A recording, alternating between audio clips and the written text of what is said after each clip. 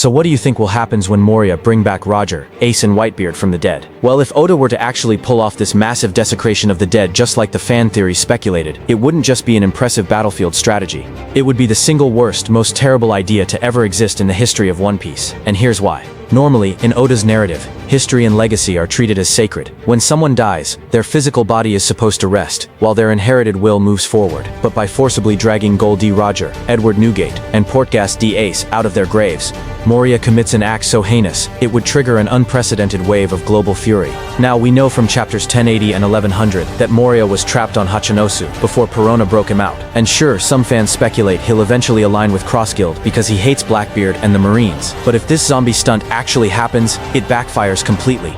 Take Crocodile. He values high class, elegance, and calculated criminal enterprise. We saw him fight alongside Whitebeard's crew at Marineford, just to protect Ace, because he respected Whitebeard's era. Crocodile would look at Moria's zombies and see nothing but a cheap, classless, disgusting parlor trick. Then there's Mihawk. He lives by a strict code of swordsman honor.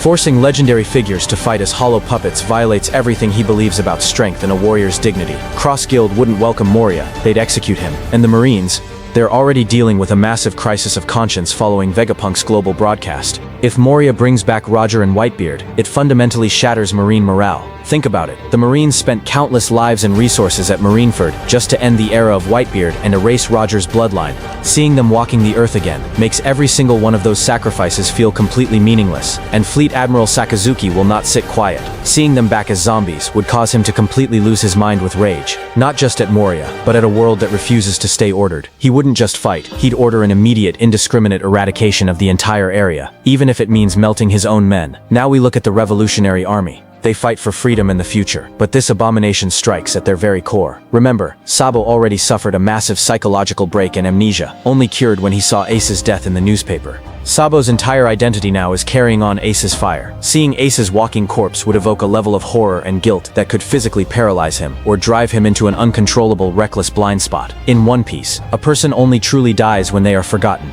Whitebeard's legendary final words declared that the One Piece is real, and that someone would eventually shoulder decades of history to challenge the world. By bringing their physical bodies back, Moria is literally trapping the old era in the present. It forces characters like Luffy and Marco to fight the very people they loved and respected. It stops the natural flow of time. Instead of fighting for the future, for the new era, the final war would be dragged backward into a morbid, grotesque replay of the past. Moria doing this doesn't just make him a target, it makes him the most hated man alive. It crosses an ethical line that even the most ruthless pirates and marines respect. It turns a war for global freedom into an agonizing family feud, forcing our heroes to destroy the bodies of their idols, just to move forward. So if you loved this breakdown, please make sure to hit that subscribe button for more.